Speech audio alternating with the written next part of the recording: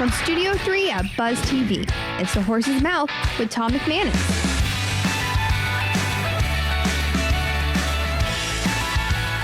All right, time once again for The Horse's Mouth here at my bar, of course, at Tommy Mac's, where everyone has a chance to have a seat, grab a drink, and tell their story, what they're doing out there. Brought to you by our good friends at YOLO Rum and Terrell Hogan Law. We're going to talk a little comedy, a little real estate investment, maybe a little soccer or football, is however we want to pronunciate it. We got old friends, we got new friends, we got a great big panel right here at the bar. So let's welcome them in. Monique Madrid is here from LOL Jacks. How are you, Monique? Good to see you.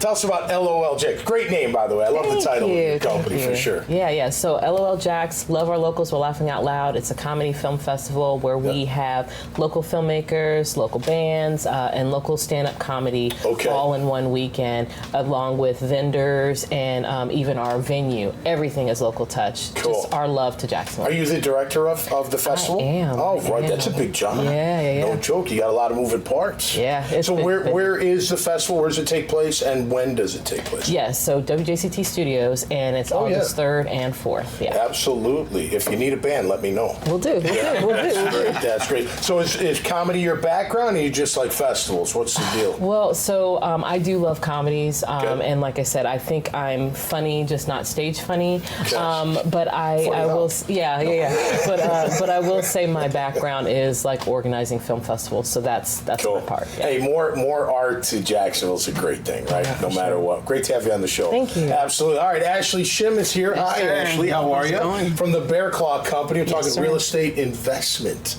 Tell us about it, please. Yeah, so the Bear Claw Company is a private equity real estate syndication group. Okay. Pretty much we raise money to buy apartment buildings, and we buy them in the Midwest. Okay. Yep. What are we talking? C-class? I used to work for an apartment guy. So C-class, Nice. B-class, what are we talking? B-class, Value add, C-class. try to raise them up and create the B-class, value. C-class, value add, simple value add strategy. Okay. Try to buy an apartment building that's undervalued and where the rents are under market value.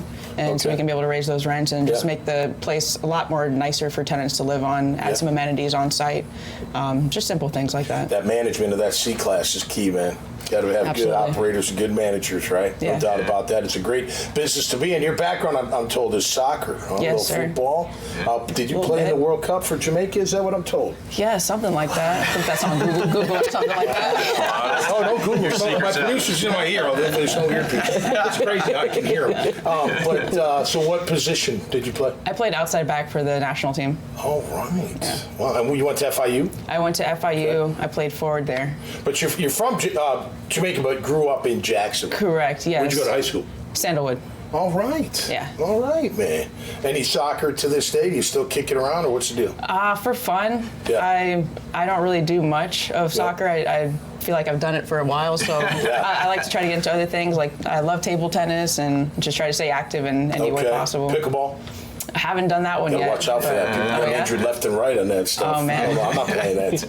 I've done enough shaking and moving in my life. I like straight lines, you know what I mean? One way or the other, forward, back. I'm not going by instinct, but great to have you on the show. Thank Absolutely. You. All right, and my boys from CFM are here. Cole Faust and Chris Brudas. Hey, fellas. How are you? What do you know about real estate investment? You know anything about that? Well, it is funny. We're talking offset. You know, there's a lot of retail locations that are empty now. So I was listening to podcasts talking about how some malls are trying to be repurposed into internal apartments, but there's some challenges with that, and it's kind of interesting to see that space. And then no doubt Jacksonville's growing, a little bit over 1 million people, and they say in the next 5 to 8 years another 1 million people will move here. Absolutely. So that housing deficit, and then you're in this apartment space, no doubt. So let me ask you this. So why would the town center thrive? Yeah. But nobody goes to Regency anymore. Yeah, or the Avenues isn't as popular as it used to be, or the Orange Park. You know what I mean?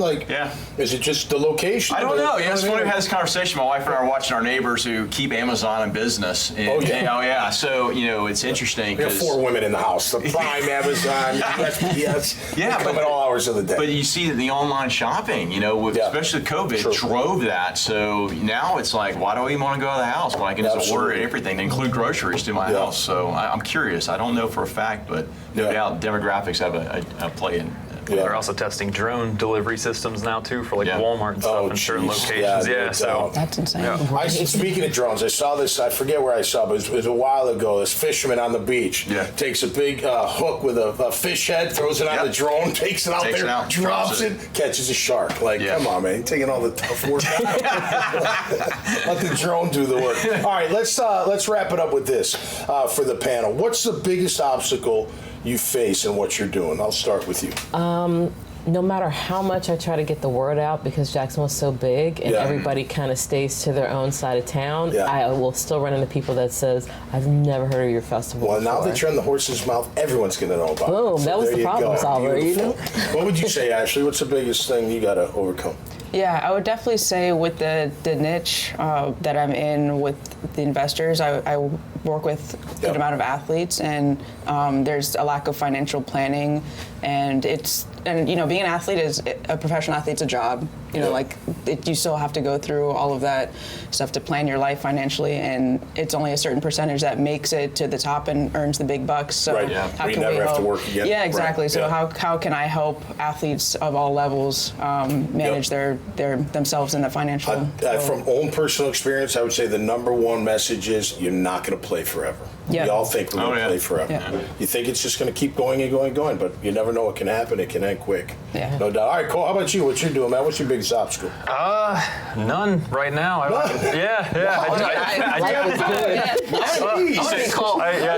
just joined CFM recently, and I'm learning the obstacles. So there you go. Cole's buying lunch today. There you go. That's right.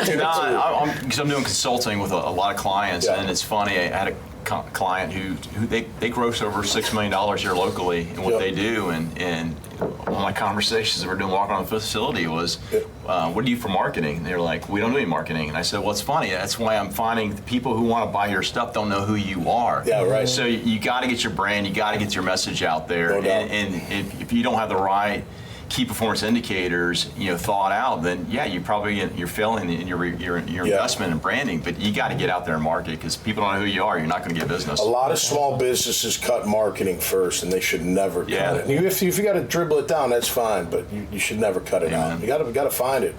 I would say I don't think I have an obstacle either, but I will say I wrote on Twitter this morning. Sometimes being an entrepreneur, everything that I'm doing, self-doubt can creep in. It can. Sure. But then my faith in the Lord and my faith in me brings me right back. I'm like, come on, you just got to get back up on that horse and keep going, right? So we all go through it in everything that we're doing. Absolutely. But if you stay the course and say your prayers and do the right things, everything will work out just fine. Amen. All right, guys, thanks so much. Appreciate it. Hey, check out their profiles and this great conversation. I call it great. I mean, Cole's got it great, so it's great. You guys like walking on air. It's fantastic. Make sure you check out their profiles. This conversation and many, many others at the dailynewsnetwork.com website. So until next time, y'all stay safe out there and be cool. And we'll see you right here on The Horse's Mouth. Cheers.